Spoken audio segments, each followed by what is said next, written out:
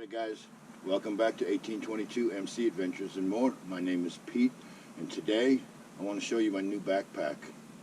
Yeah, my new backpack. And you in the back there laughing, show some respect. My backpack's older than you are.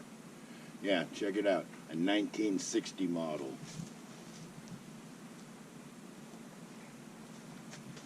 Italian Army surplus knapsack.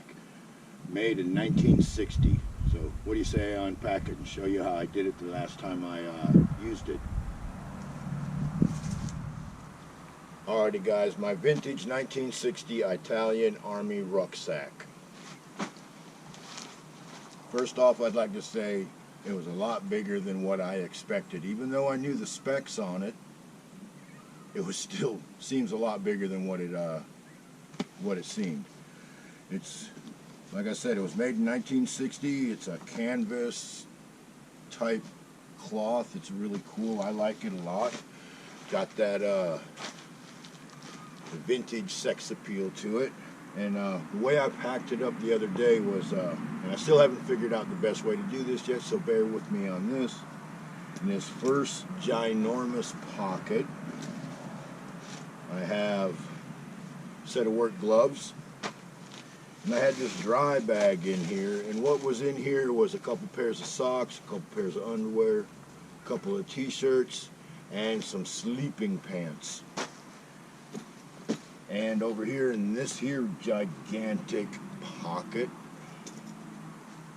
we have my lantern and rope for it. My little NBC kit, which is actually full of fat wood. The porch to my tent. My little saw. Some cordage.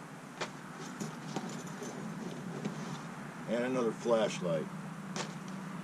And there's room for a lot more in those pockets. And of course, I got this from Sportsman's Guide, non-paid advertisement. The only thing missing on this whole setup is here on this strap, it doesn't have the little brass tag on it. So what I did temporarily, until I find me some sort of brass tag that'll fit on that, I dipped it in hot wax. I figure that'll keep the ends together for right now.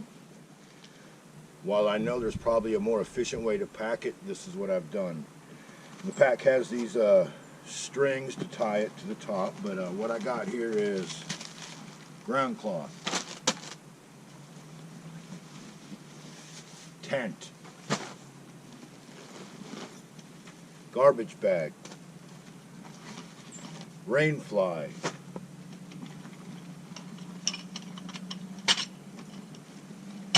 stakes and tent poles,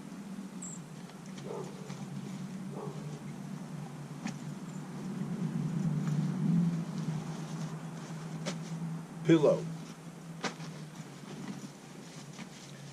Climate Static Velux air mattress, my wool trapper's blanket made by Pendleton. I've had this thing probably at least 30 years. Got it in a yard sale for $5. The people did not know what they had. Very iconic, very nice blanket. For $5. Try to find one for $5. Good luck.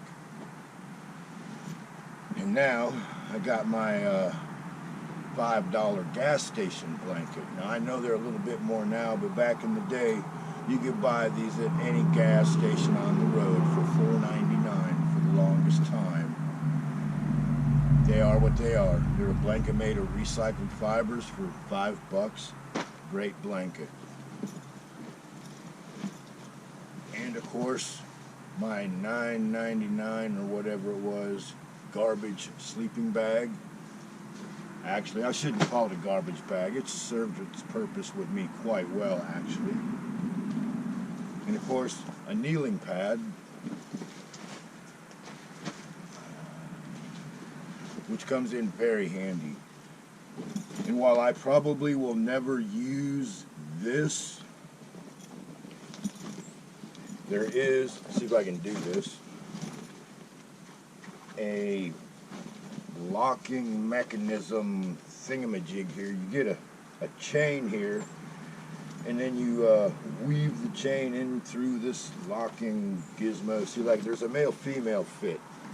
All right, one side has the male fit, obviously. The other side has the female fit. And you go something like that, and then you run your chain through there, and I guess you can padlock your gear, which makes no sense to me, because if I really wanted your fucking gear, I'd just rip the bag open with a fucking sharp knife, right? So now I see this chain as being repurposed into a campfire chain so I can put a stew pot on the fire. So yeah, for $15.39, I thought that this was an awesome knapsack. Now I probably need to look into waterproofing it, but is this something I would hike the Appalachian Trail with? Fuck no. But it sure does fit on the back of a motorcycle nice, and it does carry pretty good for what it is. And I actually was going to do this little review the other day when I was camping, but the wind picked up, and I knew it would be a waste of my time. So here we are today. It's nice. A good day to do the review. I also want to give you a heads up on part 2 of my camping adventure. If I don't say so myself, I've outdone myself. I tell the story of get a haircut and get a real job. I am still in the process of editing it, but here is a little teaser. Part 2 of get a haircut and get a real job. Now, as I recall, we left off where I talked about the first night on duty, and I met the transvestite hooker. It was quite a shock to me, I can assure you that. Anyways, so this is probably in my top 3 favorite bounty hunting stories of all time. Yeah, so with that being said, for $15 and small change, you absolutely cannot go wrong with this here backpack. Even at the normal $21 or whatever it is, it's a nice backpack. It's well made, and it is old school cool. How can you go wrong, right? Alright guys, so I'm all packed back up, and for those of you that are wondering, like, well, don't you normally put your tent and stuff in the saddlebags? And that's right, I do normally.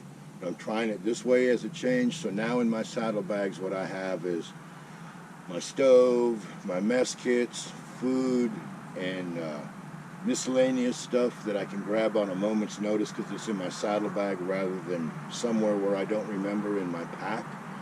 So for now, I'm going to try to use my pack for my sleep system, which is soon to be reduced in size, and my tent and shelter system, my clothes, and, you know, like fire making stuff. So if I ever got separated from my motorcycle and my base camp and somehow I still had my backpack on, I would have shelter and a sleep system and a way to make a fire. But the chances of that happening are pretty slim because this pack sits on my bike and it goes from the bike 10-20 feet to the campsite, boom, that's it. But after my last camp out, I really kind of like the idea of having things in the saddlebags versus in the backpack.